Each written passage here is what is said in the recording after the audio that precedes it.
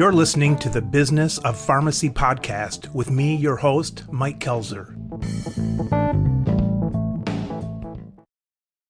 John, for those that haven't come across you online, introduce yourself and tell our listeners what we're talking about today. My name is Jonathan Tycko. I go by John. I'm an attorney, and in my practice, I represent whistleblowers in what are known as qui tam lawsuits.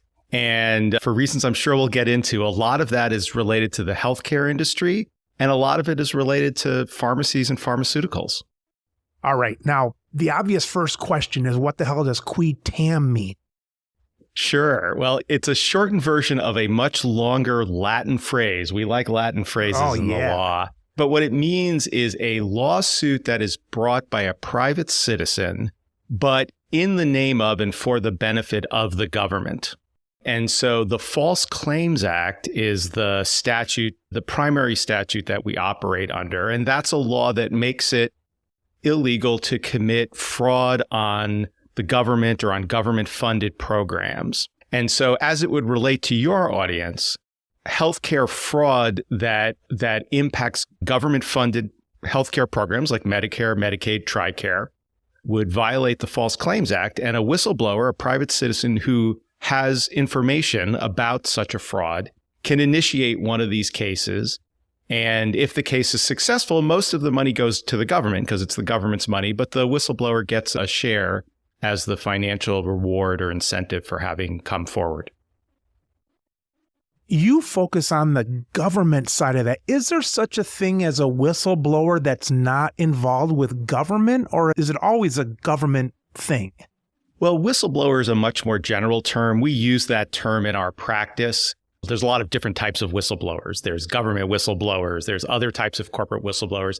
The technical term under the False Claims Act is actually relator. That's the person or company sometimes that brings the lawsuit. But we use the term whistleblower just because people understand what we're talking about when we say that. When I think of whistleblowing, I think of someone does it and now their life is threatened and all the dark corners and the car chases and all this kind of stuff. I'm sure it's exciting, but I don't think it's all of that.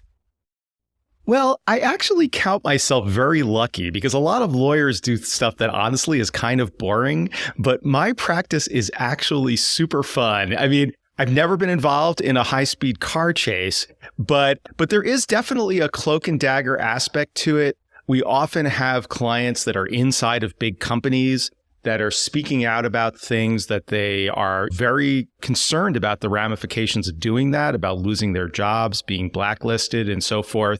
We have had clients that have been worried for their physical safety. We've had clients that have worn wires that have helped the government run sting operations. So it's never quite as exciting as it is on TV, where they have to take a 3-year case and boil it down to 1 hour. But as a legal practice goes, it's actually a very interesting practice, and it does actually have some of those aspects to it. When somebody whistleblows, is it common that they're staying in the corporation and they're doing this secretly and the government wants them to keep going? Or are there some people that they're looking back at a company that they left because they didn't want to be a part of it? Is it a mixture of all that? Yes, it is a mixture of it. And there's nothing in the statute itself that says that the whistleblower or the relator has to be currently working in the company. Often that is the case, but we certainly have clients who have, by the time they reach out to us, they've already left or been fired. Sometimes cases are brought by other people in the industry, just industry experts, competitors, other businesses who see one of their competitors doing something unlawful and use this statute to bring it to the government's attention.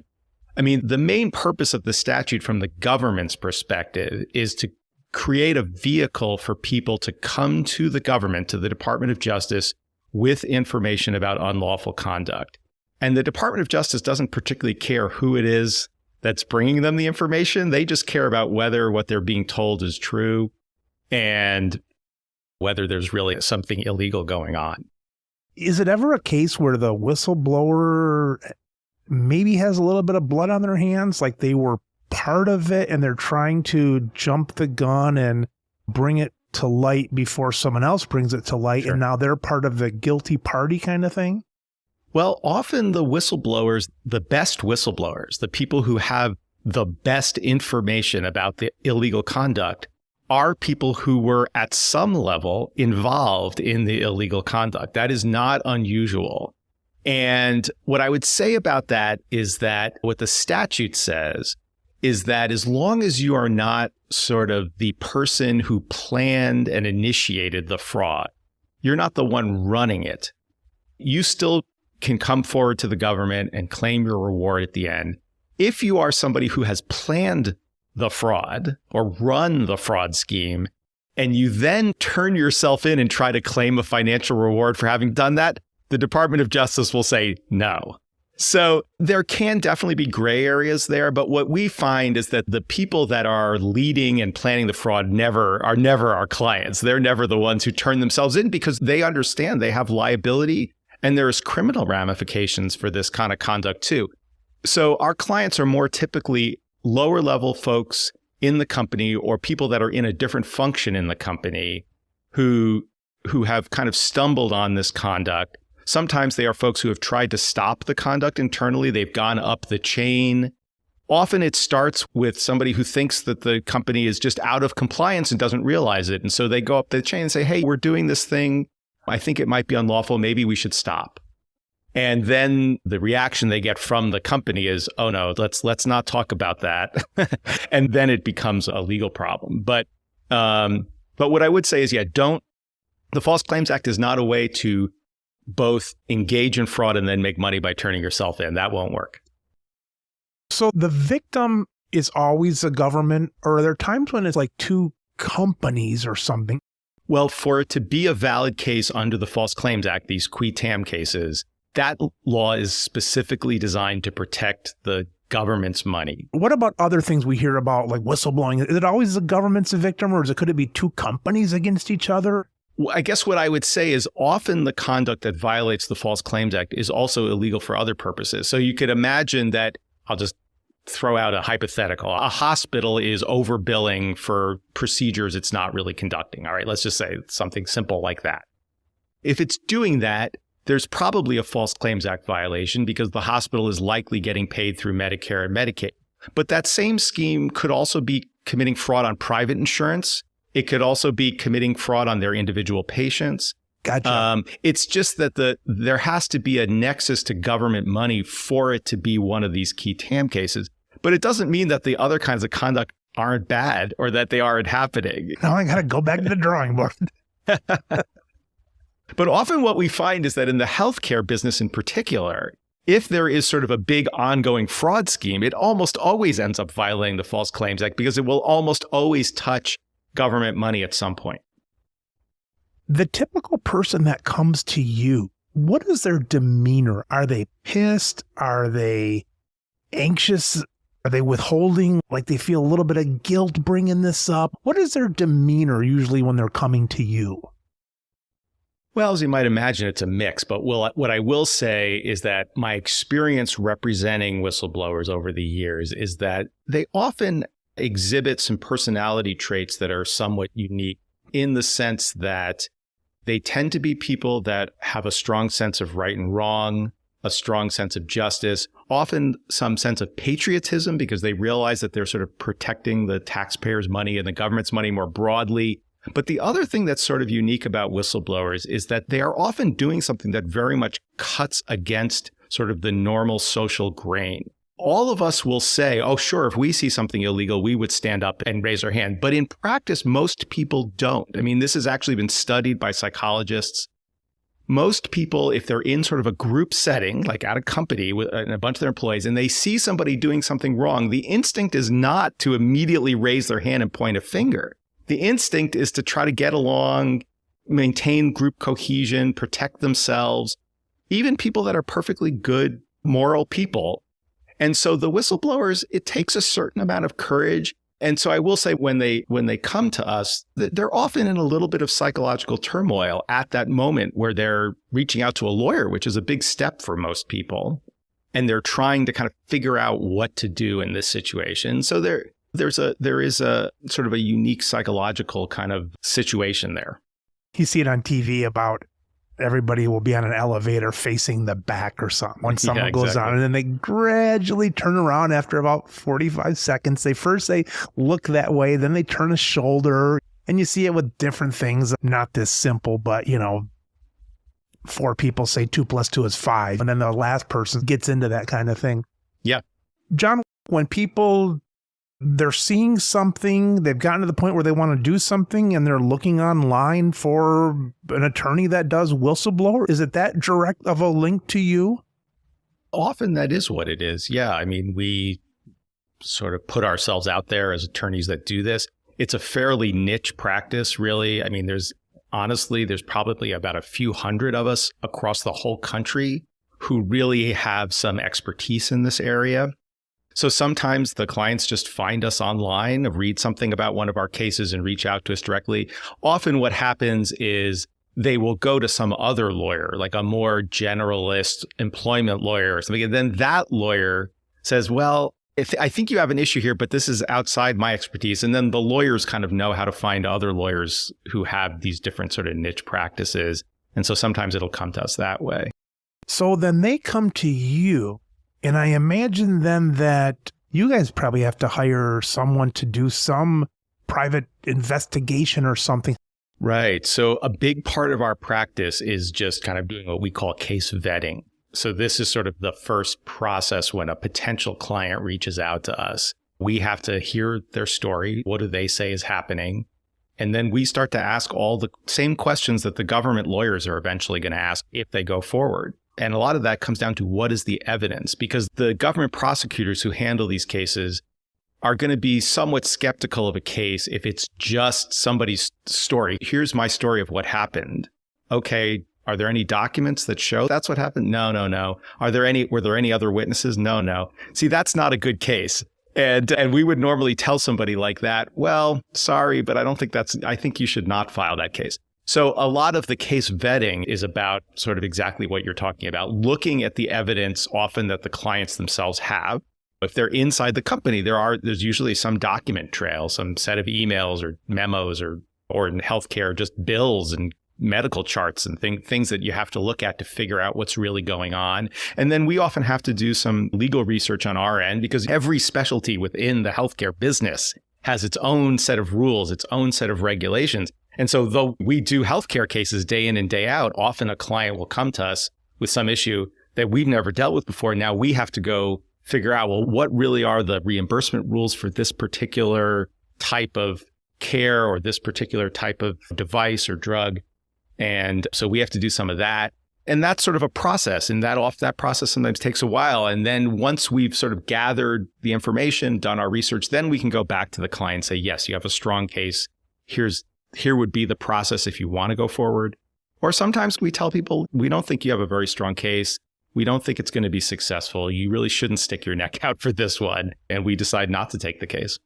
I'm thinking if I worked for a big company and if I was ticked off at them, one of the first things I'm going to do, if I was unethical, one of the first things I would do is try to be a whistleblower on them. And that'd be the best way I would think to take down a big company if that was my desire. Right. So you probably get some false accusations. Yeah. You got to remember, most people don't go to work for a company with the goal of taking the company down. But after you're wronged, after you're fired, people don't go in there for that, but they're fired and they don't think they should have been fired. And now they concoct this whistleblower thing. Is there any of that? A kind of a revenge thing with no proof? Those are the cases where we would say, no, we don't want to take that case. And that's why we go through that vetting process. We would not file a case that was just somebody's concocted story because we know what's going to happen in those cases. Filing a key TAM case as a pure act of revenge will not work. It won't get you the revenge you want. It's not going to be successful. Because you need so much proof to probably even open the case kind of thing.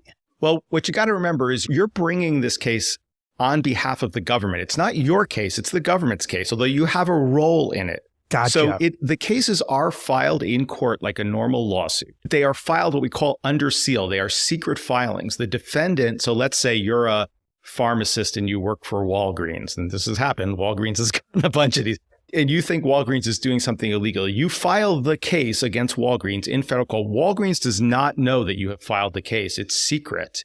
But you then give that complaint to the U.S. Department of Justice, and you have to do what is called a disclosure statement, where you tell the Department of Justice lawyers, here is all the evidence that I have in support of my case. And then the first thing that the Department of Justice does is they assign a team to your case and they call you in. They call you, the whistleblower, into an interview. And you have to sit down across the table from the DOJ lawyers and investigators, and they grill you. I mean, this is off the record. It's not in court. But still, you're going to get grilled. They're going to ask you hard questions. They are testing you. Sure. Because you are asking the government to open an investigation. They have limited resources, limited time. They have to decide. They're sort of doing their vetting. Like, are we going to take this case seriously or not? And if you're not ready for that, and all you have is a revenge story, but you can't back it up, it's not going to go far. They're just going to shut it down. So, like I said, this process of vetting, and then if we decide it's a good case, kind of packaging that case in the right way so that when the Department of Justice looks at the case, they understand it, they see what the key evidence is. I mean, they're looking for good, strong cases. They're going to go do their own investigation. They never just take our client's word for it, no matter what we do. But we want to sort of trigger those government investigative resources. And to even do that, the case has to be pretty credible. And when I picture the whistleblower cases, I'm picturing like bringing a company down. But I imagine that you have whistleblowing that the highest it's going to go is maybe stopping one part of the business and maybe a fine or something. It's not always like bringing down the whole company. No, in fact, that is never the goal. And because the Department of Justice will not do that. They, as a matter of policy, I mean, except if it's criminal conduct. What we're handling is a civil case that's about money. Sometimes our cases will lead to criminal investigations, but that's up to the government to decide whether they want to take it that way. But if it's just a civil case about money, the Department of Justice, as a matter of policy, will not force a company into bankruptcy. They will always look for a way to settle the case on terms so that the company survives. And the reason they do that is, particularly in the healthcare business, I mean, let's say you have a pharmacy and you're the main pharmacy in that town, right? The Department of Justice doesn't want to deprive the town of that medical service. They view their job as kind of recovering whatever kind of money they can, as much as they can, without putting the company into bankruptcy, and kind of cleaning it up, like getting the company, stopping the illegal conduct, forcing the company to start doing business legally, but keeping the services going. So even in the biggest cases, and some of these cases are billion-dollar cases if they're against huge pharmaceutical companies that can absorb $1 billion like it's nothing, right? But if it's against, I mean, and there are cases that have been brought against smaller pharmacies, small pharmacy chains, and the government's role is not to put them out of business. The government's role is to try to clean up that business, get them playing legally, and then to recover as much money as they can without putting the company out of business. Where does intent fall into this? Shenanigans versus just incompetency kind of thing. Does that play a part on either side of these? I'm talking about the guilty party. Sure. Yeah. So there is an intent element to the claim. That's what we would say in the legal term. Scienter is the fancy word. So what the statute says is that in order for it to be illegal under the False Claims Act, the making of the false claims or fraudulent conduct has to be knowing. That's the word that the statute uses. And that is a defined term. It's not as simple as you would think. In fact, just last week, the Supreme Court decided one of the biggest False Claims Act cases in the last few years. And the whole case revolved around what does knowing mean in this statute. And it happened to also be a pharmacy case. It's an interesting case involving usual and customary charges in the pharmacy context. But the case revolved around the question of defining that exact term in the statute. So yes, it's not the same as criminal intent. So you can be liable under the False Claims Act for what's called reckless disregard or deliberate ignorance. In other words, you can't just put your head down and pretend not to know anything about the reimbursement rules if you're asking to be reimbursed. You have to act reasonably to understand what the actual rules are, what the actual facts of your claims are. If you're just submitting claims willy-nilly without knowing what's behind them, you violate the statute. I mean, that may not be enough for criminal intent, but it's enough for civil liability for the money. Somebody who's got the wherewithal to know how to bill things and do this and that. Well, naturally, you have to know a rule if you're requesting money from this place. Right. Yeah, that's basically what it comes down to. If you're in the business, you're a business of pharmacy, and if you're submitting claims to Medicare, you have to know the basic reimbursement rules, and you have to know the facts behind your claims. Like if you're claiming that you dispensed a particular drug, you better have actually dispensed it, and you better have a record somewhere that you did that. All right, John, let's go down the road of usual and customary. I know that a bigger chain had one that they won a year or so ago. Well, this case that just came out of the Supreme Court, I think, is a really good example of that issue. And it is a complicated issue.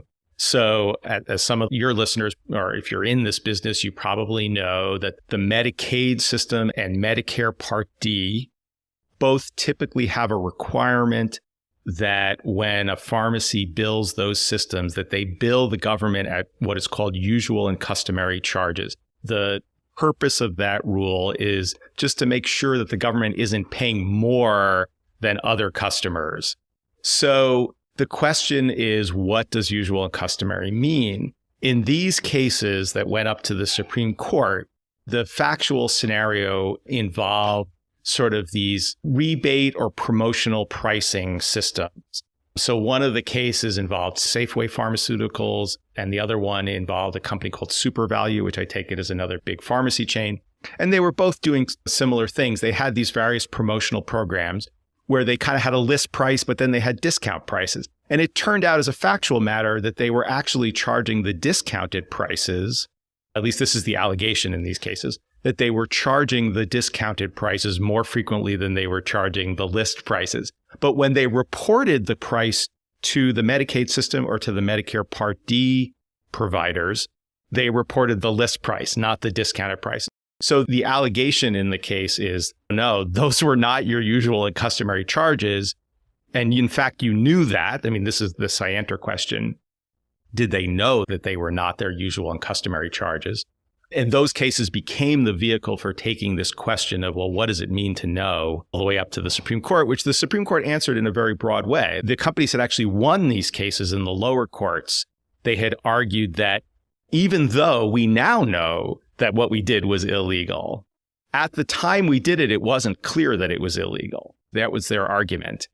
And the argument on the other side, on the government side, was, well, maybe it wasn't 100% clear that it was illegal, but you knew internally that you were risking that this was illegal. And there was evidence, at least this is the allegations in the case. These cases have not gone to trial, so we don't know what the total outcome is going to be. But the allegation is that these companies actually knew internally that the government would likely not regard their list price as the usual and customary. And yet they went forward, they sort of took the risk. And they took the risk and they turned out to be wrong. And then the question is, was that sufficient to kind of satisfy this knowing element under the False Claims Act? And the Supreme Court said, yes, if the facts that are alleged in those cases are actually proven, that yes, that would violate the False Claims Act. You can't sort of knowingly take the risk of being wrong. That's kind of the lesson of that case. But those cases have been around for many years, and it took the whole process all the way up through the federal system to the Supreme Court to resolve that. That is now the law of the land, a good outcome for the government and a good outcome for like our clients who bring those cases. It took away a potential defense that the companies were asserting. John, what are some areas that pharmacists might not even know they're doing something wrong? So in the case about the UNC, it's kind of like we didn't know, but we're kind of burying our head. Maybe we think there might be a problem, this or that. What are some areas where maybe a pharmacist just has no clue? I mean, if they would have done their homework with the correct fraud, waste, and abuse stuff, they might. But what's something that they might do that it never crossed their mind that it was the rules? Yeah, well, I would say the anti-kickback statute is sort of in that category. So what the anti-kickback statute says, in essence, is that it's illegal to provide an inducement, I think that's the word the statute uses, in order to obtain a referral for a service that you're ultimately going to bill to a government-funded healthcare program like Medicare or Medicaid. And the government has taken a very hard line on what counts as an inducement. So Walgreens got in trouble a number of years ago because they had this program where they were giving $25 gift cards, a relatively small inducement. They said, just transfer your prescription over to our pharmacy and we'll give you a $25. And their written description of the program even said, but we won't do it if you're a Medicare or Medicaid beneficiary. But in practice, what was happening is the patients were coming in and saying, I want my $25 gift card. And then the pharmacist at the store would say, oh, no, you're covered by Medicare. We can't do that. And the patient would go grumble and the pharmacist would go, okay, fine, here's your $25. And so as a practical matter, they were paying them to everybody and they got in trouble for that. And so that's something that I think in any other business, let's say you're selling cars, come on into our dealership and take a test drive and we'll give you a Starbucks gift card. It would not be illegal. Nobody would think it's illegal. It's only illegal in the healthcare context. And the reason for that is, I think, is that this is really intended as a patient protection measure. And it's not really directed at pharmacies so much as it's directed at doctors and hospitals, I think. The idea being that we want medical judgments to be made purely for the benefit of the patient's care and not have those medical judgments sort of infected by these kinds of like back patting things that are normal in other businesses. And so pharmacies can definitely get caught up in that. I think sometimes it can be very intentional. I mean, there was a big case that settled a few years ago against a company called Patient Care America, where they were doing something a little more nefarious. This was a company that was doing mostly pain creams, and they were compounding these pain creams, and they were sort of basically paying people to go out and find patients for them, and then paying them like a little, if you find us a patient, we'll give you a little bit of money for that. And then they were doing the same thing with doctors who were doing sort of telemedicine, would write the prescriptions with very little input from the patients or sometimes no input from the patients. That company got into trouble. I think they ended up paying like $20 or $30 million. And so that's a more sort of intentional thing. But I think just like even these little small inducements, I think a local pharmacy could get into trouble doing that if they just didn't know that was against the law. They might otherwise think they were doing something totally harmless and helpful for the patients. Failure to collect copays or copay waivers. The government takes the position that's a kickback, that the patient owes that copay. And if you tell the patient, nah, don't bother, you're essentially giving that money back to the patient, and that's actually a kickback. So things that I think sometimes can be done for not particularly nefarious reasons can run afoul of the anti-kickback statute. So that's one that I think everybody just needs to be conscious of and and just aware of. There's some things that if you came into a store ownership now, you probably wouldn't do, but there's some things probably that pharmacist Jones did in the 1950s and has always done this, and families go on and things just happen, but rules change. Yeah. I mean, I think another area that's been sort of a hot issue recently, and again, that's very pharmacy specific, has to do with quantity and days of supply limits. Mm-hmm. And so there's been a couple of cases, one that my firm handled, a couple of partners at my firm, Renee Brooker and Eva Gundesekera, who are themselves former Department of Justice prosecutors who did this on the government side. They're now in private practice. They had a case involving a company called PillPack, which was an Amazon subsidiary that was, I think, doing mostly online fulfillment. And the issue there had to do with these pens that are used to administer insulin for diabetics. And you probably know more about this than I do, but I take it that those pens are often sold in like boxes of 5 pens or something like that. And the pharmacy this online pharmacy had some system that was intended to track how many that they had dispensed to the patient so that they could accurately report the sort of day of supply information, which I take it for that product needs to periodically be reported to the insurance companies or to Medicare. But they had set up their system in a way that they were sort of, I guess, underreporting the supply and therefore dispensing and billing for more of these than they really should have been. And they ended up settling for about $6 million. And the relators, our clients who were themselves pharmacists working for this company, I think got over $1 million in rewards. And Walgreens a few years ago got into trouble again. It was these insulin pens.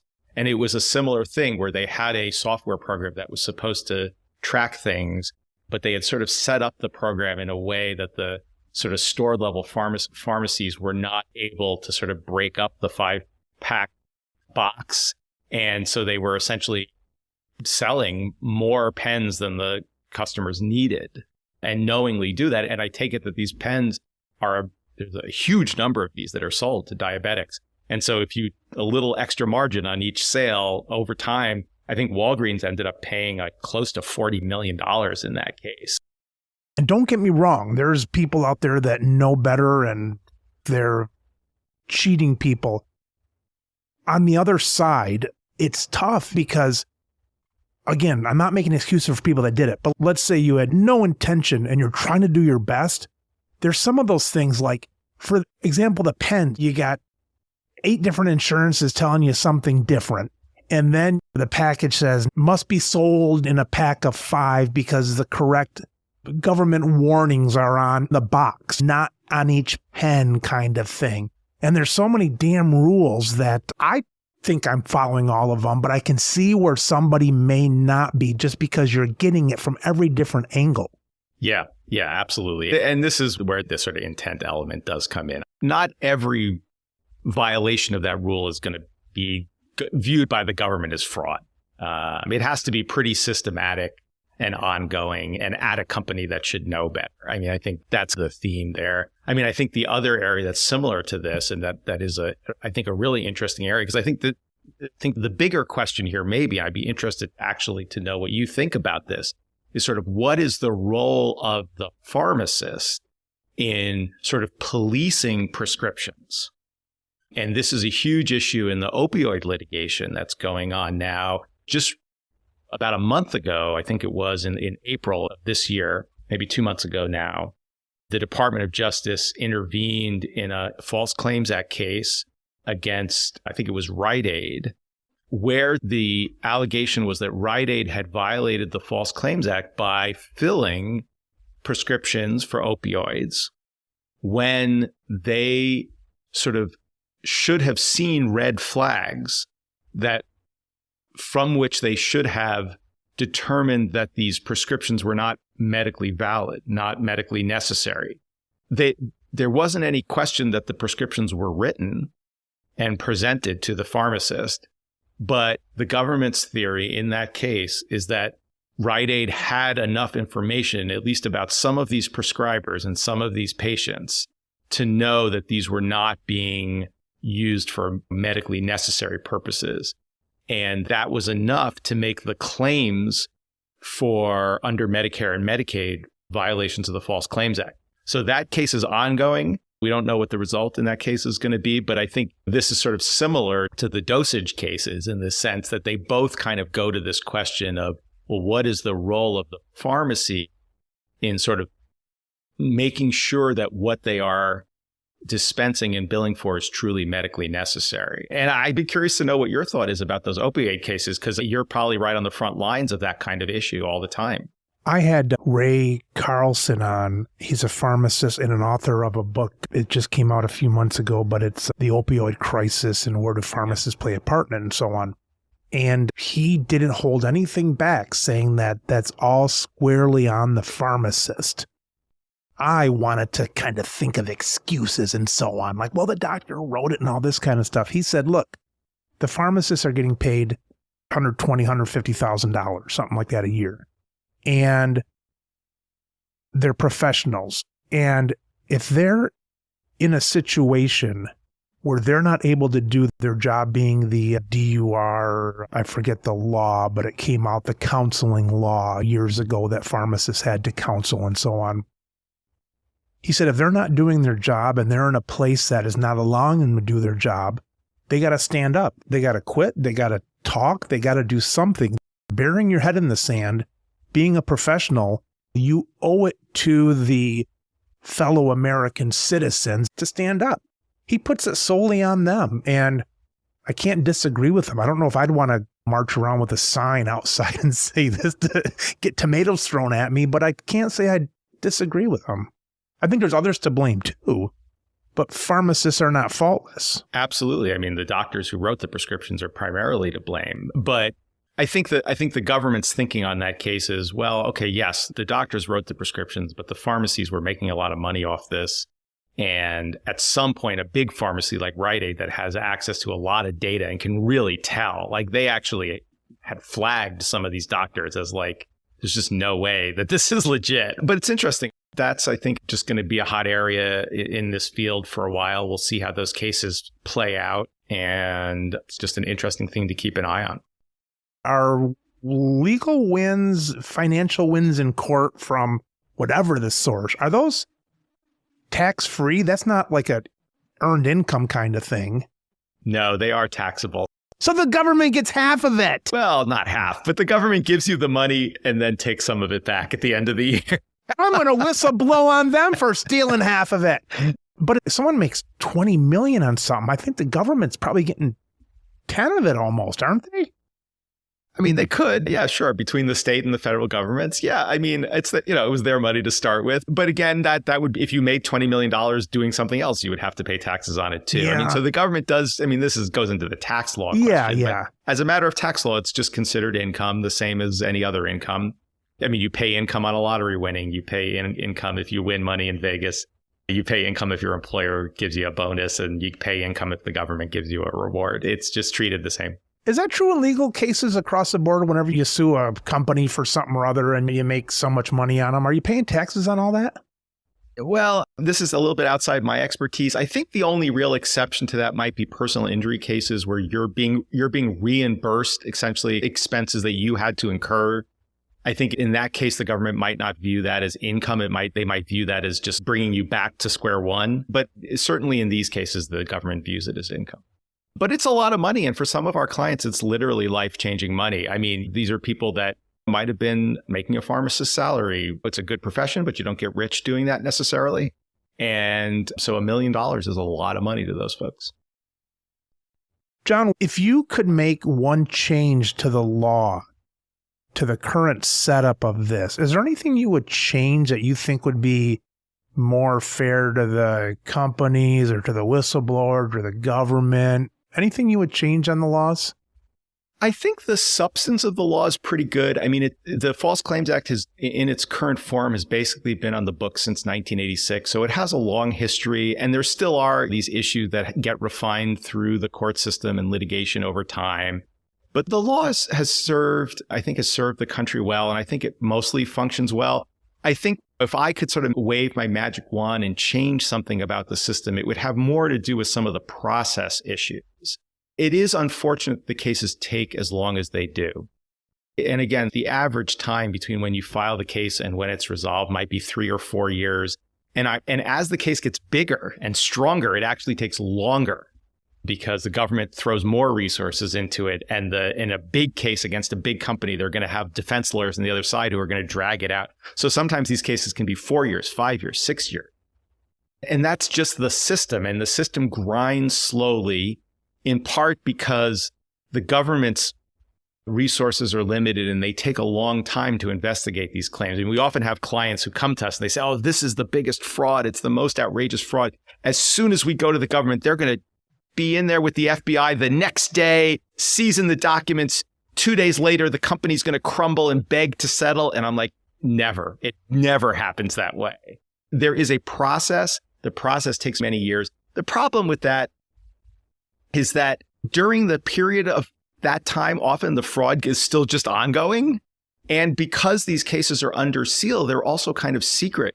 So information that would be sort of valuable for the public or valuable for the industry to know is kind of kept secret for multiple years, sometimes allowing these practices to go on when they could have been stopped sooner. And it's also putting the company at jeopardy for multiple years. They need to get the case resolved. The whistleblowers are often, their sort of lives are a little bit kind of suspended while these cases are going on.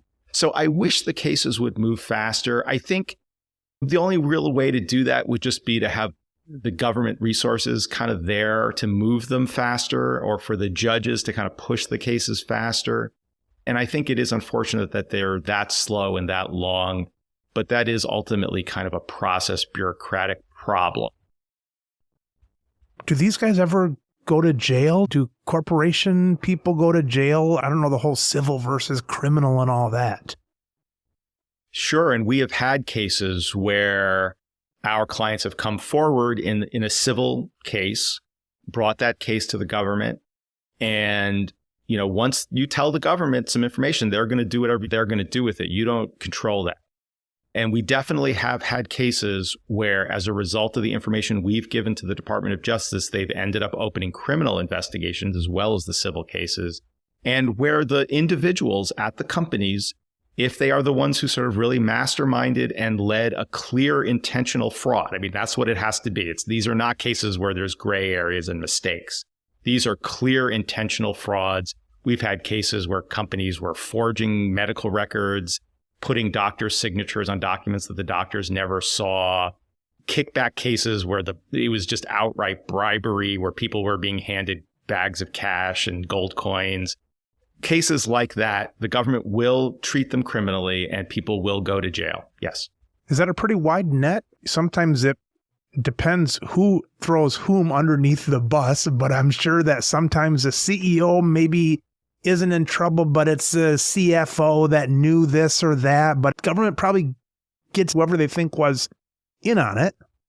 It's an unfortunate aspect of our criminal justice systems that sometimes it's the small guys who get ensnared and the big guys get off, because the big guys have sort of plausible deniability. They have better lawyers. But having said that, like I said, we've had companies where high up executives at fairly large companies have had to plead guilty to crimes. Criminal cases always come down to intent. And the question is, how strong is the evidence that this person knew that what they were doing was wrong?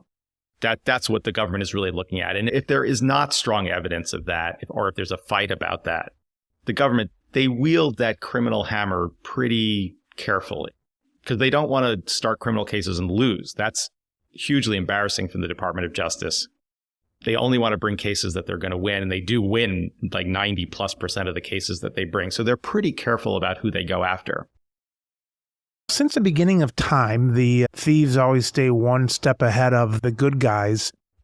What direction do you see corruption going of this sort? Do you think that it's going to get easier to be corrupt?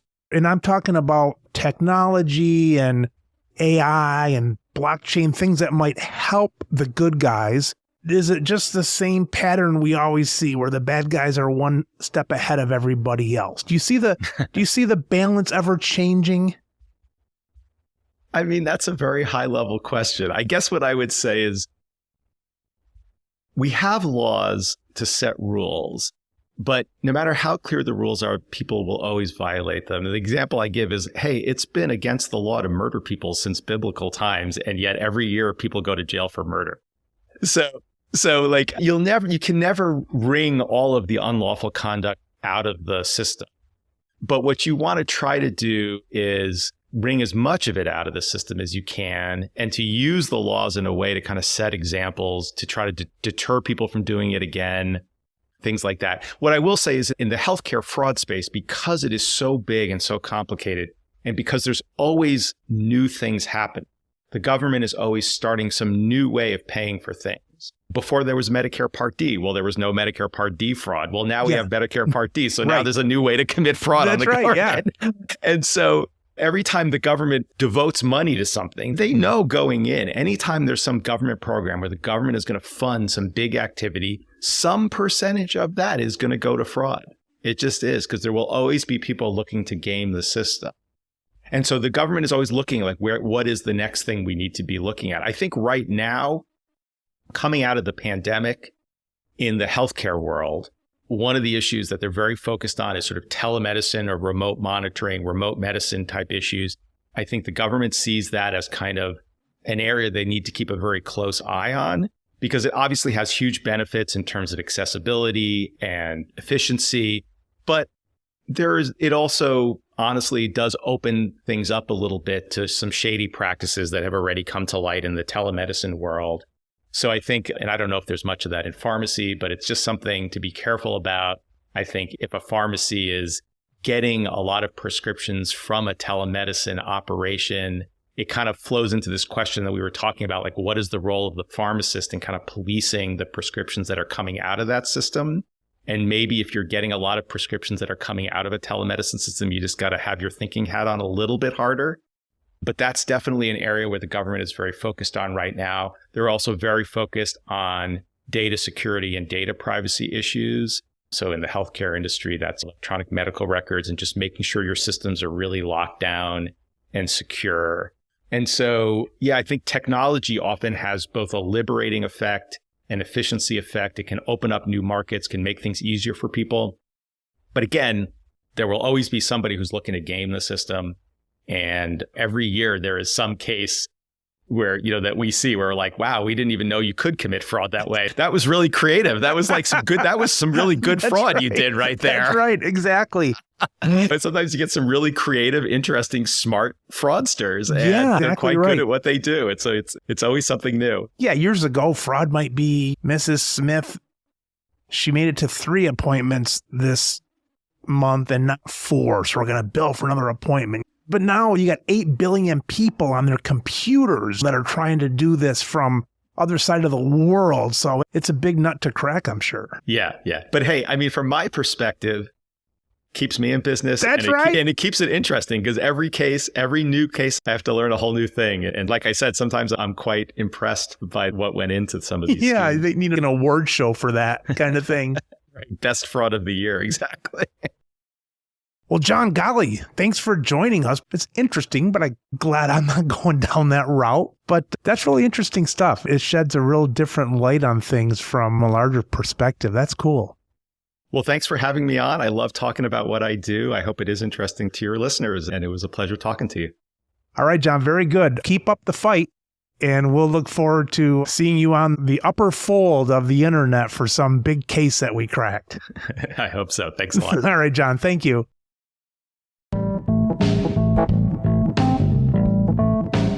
You've been listening to the Business of Pharmacy podcast with me, your host, Mike Kelzer. Please subscribe for all future episodes.